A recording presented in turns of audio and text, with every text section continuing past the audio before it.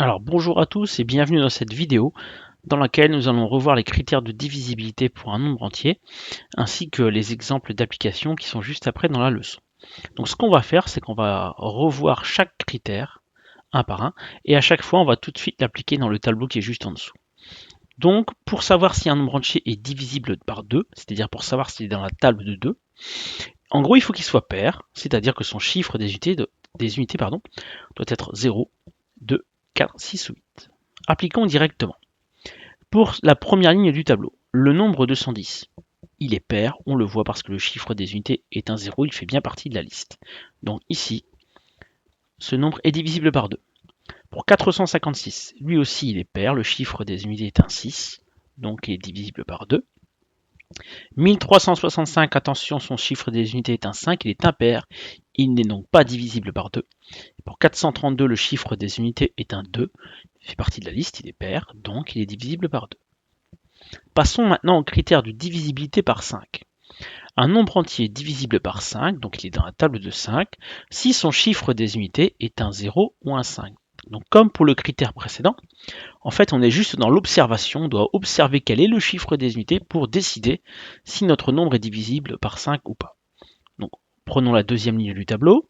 Pour le nombre 210, le chiffre des unités est un 0, donc il est bien divisible par 5. Ici c'est un 6, il n'est pas divisible par 5. Là, c'est un 5, il est bien dans la liste, donc il est également divisible par 5. Et là, c'est un 2, il n'est pas divisible par 5. Donc, les premiers critères sont vraiment faciles, nous sommes dans l'observation. Pour être divisible par 10, cette fois-ci, le chiffre des unités, c'est juste un 0. Donc, dans la liste, vous pouvez voir que parmi les 4 nombres, le seul dont le chiffre des unités est un 0, c'est 210. Pour être divisible par 10, chiffre des unités, 0. J'approfondis un peu. Pour être divisible par 100, il faut que le chiffre des unités et des dizaines, ce soit à la fois 2 zéros. Donc en gros, il se termine par 2 zéros. Par 1000, 3 zéros. Par 10 000, 4 zéros. Tout ça, bien sûr, pour des nombres entiers. Alors attention, à partir de 3 et 9, ça se complique un peu. Parce que là, on n'est plus dans l'observation. Il va falloir faire un petit calcul à chaque fois. Donc on vous dit qu'un nombre entier est divisible par 3 si la somme de ces chiffres est divisible par 3. Donc en gros, un nombre est dans la table de 3. Si on additionne tous ces chiffres, le résultat est dans la table de 3. Alors moi, ce que je vous recommande, pour compléter la ligne là, c'est de prendre un crayon de bois et on va écrire au-dessus des nombres ici la somme des chiffres. Alors, je ne vais pas le faire à l'informatique parce que ça va être un petit peu compliqué d'écrire bien comme il faut. Mais vous pouvez le faire au crayon de bois sur votre cahier. Donc là, 2 plus 1, 3 plus 0, 3. Vous pouvez écrire 3 juste au-dessus, au crayon de bois. Ici, 4 et 5, 9 et 6, 15. Donc on peut écrire 15 ici au crayon de bois juste au-dessus. Et précisons qu'on peut également continuer. Quand on a un résultat qui comporte deux chiffres, on peut les additionner. Donc 1 et 5, ça fait 6. Pour obtenir un résultat plus simple qui va donner la même réponse à la fin. Qu'on travaille avec 15 ou avec 6, ça marchera. Ici, 3 et 1, 4 et 6, 10 et 5, 15. Donc je peux encore également écrire 15 au crayon de bois ici. Ou je peux continuer en faisant 1 plus 5, 6. Et pour le dernier, 4 et 3, 7 et 2, 9.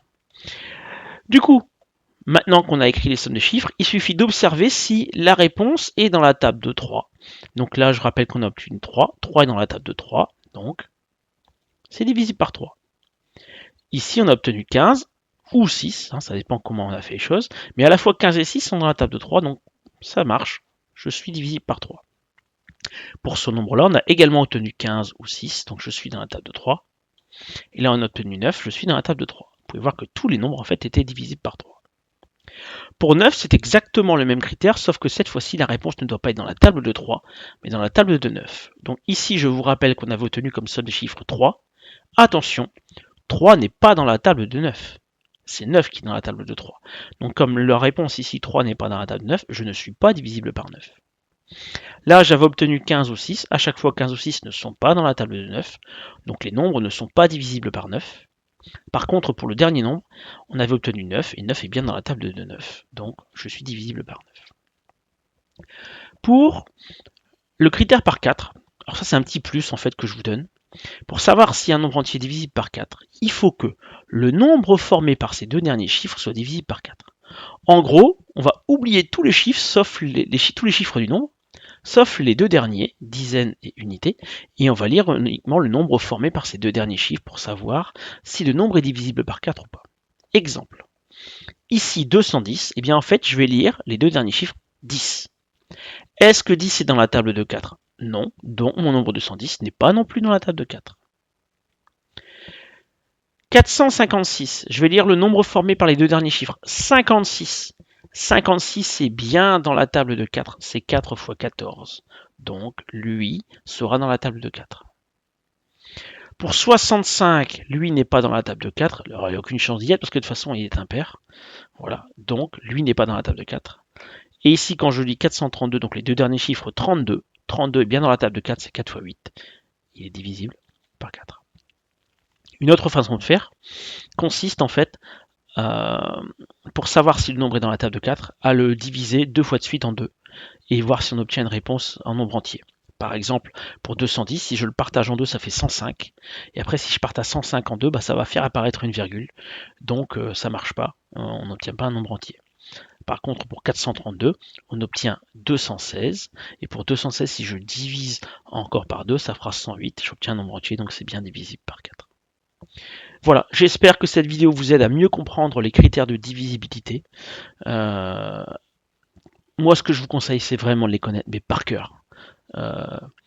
Ça va énormément vous aider en calcul mental par la suite. Ça fait vraiment partie des bases à connaître en mathématiques. Un très bon moyen de l'appliquer. Si par exemple vous rentrez chez vous entre le collège et votre maison à pied, eh bien vous marchez sur le trottoir et puis le long des trottoirs, il y a des voitures avec des plaques d'immatriculation. Et bien vous regardez les noms sur les plaques d'immatriculation, puis allez, vous réfléchissez dans votre tête si le nombre que vous avez lu est divisible par 2, par 5, par 10, par 3, par 9, par 4, etc. À force de le faire tous les jours, et ben vous allez devenir imbattable sur cette notion. Voilà. Pour ceux qui ont eu la patience d'écouter la vidéo jusqu'au bout, une petite blague. Qui est tout seul mais se promène en bande?